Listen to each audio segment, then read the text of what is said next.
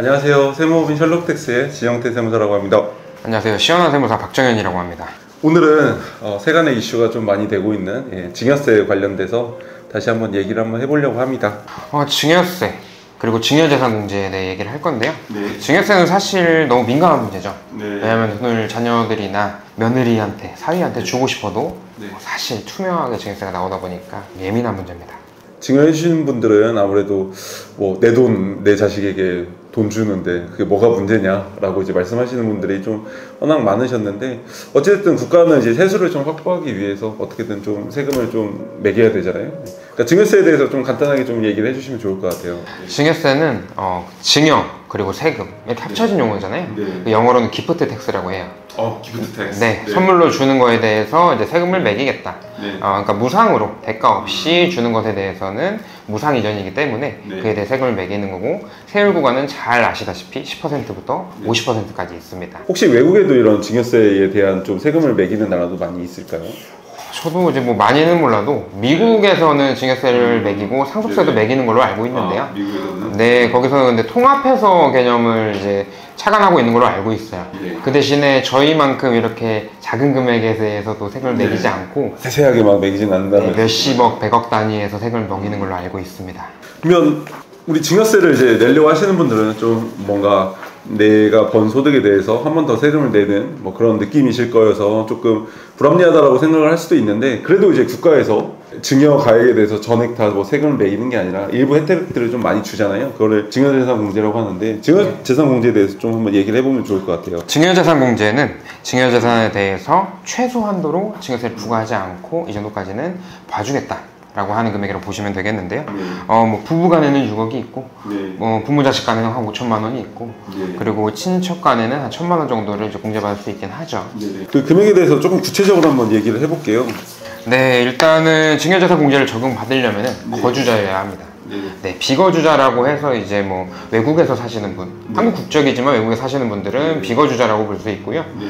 거주자가 되어야만 이 증여재산 공제를 적용받을 수 있는데, 거주자하고 비거주자에 대해서 간단히 좀 설명을 하는 게 좋을 것 같아요. 왜냐면 우리나라 국적을 가지고 있으면 전부 다 이제 거주자라고 내국인이라고 생각하시는 분들이 있고, 외국 국적을 가지고 있으면 전부 다 비거주자라고 이제 생각을 할 건데, 거주자에 대해서 좀 간단하게 좀 설명을 하면 어떻게 될까요? 거주자는 이제 명확한 사전적인 의미로는 네네. 우리나라에 주소가 있거나 네. 거소가 있는 것으로 183일 이상 네. 거주하여야 돼요. 맞습니다. 이제 예를 들 수 있는데, 사실 네. 김민재 선수나 손흥민 선수 같은 경우에는 네. 국내 주소나 거소가 없을 확률이 높거든요. 네네. 왜냐하면 프리미어리그나 이제 외국 축구 구단에서 이제 활동을 하기 때문에 네. 비거주자로 볼 확률이 높고요. 우리나라 국적을 갖고 있긴 하지만 한국 국적이지만은 비거주자로 볼 가능성이 있고, 그 반대로 샘 해밍턴 같은 연예인 같은 네네네. 경우에는 호주 국적이지만은 네. 우리나라에서 주소를 두고 결혼도 하셨기 때문에 네네. 거주자로 볼 수 있는 확률이 굉장히 높습니다. 세법상으로 이제 내국인에 해당이 되는 거겠죠. 그러면 여기서 배우자나 직계 전속이나 직계 비속 혹은 친인척들에게 증여를 했을 때 국가에서 어떠한 좀 증여재산 공제 가액이 되는지 좀 간단히 설명 좀 부탁드릴게요. 보통 너무 적다라고 생각을 하실 건데, 네. 배우자한테는 6억 정도까지 네. 공제를 할 수 있습니다. 그리고 직계 존속한테는 5천만 원까지 공제를 할 수 있고요. 존속은 이제 부모님, 그리고 할아버지, 네. 할머니, 외할머니, 외할아버지, 네. 조부모님 이렇게 다 올라갈 수 있죠. 네. 그리고 직계 비속은 5천만 원. 그 대신에 미성년자 직계 비속 같은 경우에는 2천만 원까지밖에 안 됩니다. 네. 그리고 그 외에 이제 육촌이나 혈족이나 사촌이나 인척은 1,000만 원까지 공제 가능합니다. 여기서 직계 존속이라고 하면 저희 부모님뿐만 아니라 배우자의 부모님들도 다 해당이 되시는 거죠? 아니요. 그럼 또 아닌가요? 네, 배우자의 부모님은 장인 장모이기 때문에 네네. 사실상 1,000만 원 공제하신다고 보시면 됩니다. 육촌이네 혈족이네 사촌이네 인적으로 들어가시는 거네요. 네, 맞습니다. 네, 이런 부분들도 좀 약간 유의하시면 좋을 것 같아요. 그럼 증여재산 공제를 가지고 어떻게 적극적으로 좀 활용할 수 있는 방법이 뭐가 있을까요? 요즘 트렌드라고 볼 수 있는데, 태어나자마자 한 2천만 원 정도를 네. 자녀 통장에 이체를 해줍니다. 비속에게. 네, 그 통장에 있는 돈을 주식계좌에 이체를 해서 네. 주식에 투자를 하시는 거죠. 네. 네. 그렇게 투자를 하시고 네. 또 10살이 돼요. 네. 그러면 10년이 지나지 않습니까? 네네네. 그러면 또 2천만 원을 증여를 할 수 있죠. 네네. 그럼 또 다시 4천만 원이 되는 거고, 네.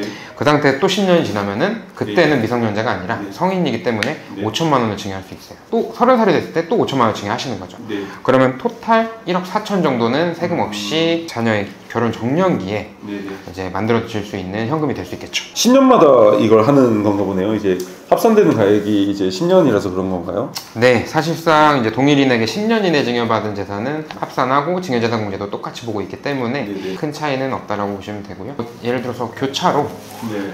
제가 조카한테 1,000만 원 주고 아. 제 형님이 네네. 제 자녀한테 또 1,000만 원 주실 수도 있는데 네네. 그런 방법도 뭐 어떻게 보면은 뭐 사용할 수 있다고 보시면 되겠습니다. 10년 동안 여러 번 증여를 하게 되면 그 중에서 딱 2천만 원만 뺄 수 있는 거겠네요. 네, 맞습니다. 그 증여재산가에 대해서는 전에 다 합산하게 되어 있고. 네, 2천만 원을 넘어가면은 이제 증여세 아까 말씀드린 10%부터 50%까지 과세를 하게 되겠죠. 한 번 증여할 때마다 2천만 원을 공제하는 게 아니라고 이제 좀 오해하시는 분들이 맞아요, 계시고, 맞아요. 뭐 성인된 자녀에게는 한 번 할 때마다 5천만 원씩 이제 공제가 되는 거 아니냐라고 오해하시는 분들이 계셔서 10년 동안 합산하는 금액이다라고 생각을 하시면 좋을 것 같습니다. 증여재산 공제를 할 때 조금 주의해야 될 점이 있을 것 같은데 이게 어떤 게 있을까요? 저희 세법은 정확한 일수를 따지기 때문에 네. 뭐 9년하고 364일이 된다고 해도 합산을 네. 하고요. 네. 그래서 항상 날짜를 조심을 하셔야 돼요. 그래서 증여세 신고를 하시는 걸 추천을 드리거나 계좌이체 내역을 좀 확보를 하시고요. 그리고 10년이 진짜 지나야 증여재산 공제가 재생산된다고 보시면 되겠고요. 그리고 하나 더 주의하실 점은 직계 존속으로부터 받는 경우, 뭐 예를 들어서 아버지, 어머니, 할아버지, 할머니 뭐 이런 식으로 돈을 받을 수 있는데 한 명 한 명마다 5천만 원이 적용되는 게 아니라 이 직계 존속 그룹이 통째로 5천만 원이 적용되는 거예요. 예를 들어 할아버지가 5천만 원을 먼저 증여하셨다. 네네네. 그리고 아버지인 내가 또 자녀한테 5천만 원 증여하겠다라고 해도 두 번 적용은 안 되고 할아버지 때에서 이미 끝난 거죠. 어떻게 보면 직계 존속, 예를 들면 아버지가 나한테 5천 증여하시고 어머니가 저에게 5천 증여를 한다고 하면 어떻게 보면 이 1억 중에 5천만 공제가 되는 거네요. 그렇죠, 맞습니다. 인별로 되는 게 아니라 아예 네, 그냥 맞습니다. 그룹별로 공제가 된다는 점. 그 부분을 좀 많이 조심하셔야 될 것 네, 같아요. 이것도 굉장히 조심해야 될 포인트인 것 같네요. 이게 법에 그냥 간단히 그냥 생각을 좀 깊게 하지 않으면은 인별로 5천만 원 되는 거 아니야라고 오해를 하실 수가 있을 것 같아서 이게 우리나라 증여세 세율 자체가 좀 저는 굉장히 높다고 생각을 하는데 이런 증여재산 공제를 적절히 잘 활용을 하셔서 증여세를 내실 때 절세를 할 수 있는 포인트들을 많이 찾아가시면 좋을 것 같습니다. 오늘 증여재산 공제는 여기까지 하도록 하겠습니다. 감사합니다. 감사합니다.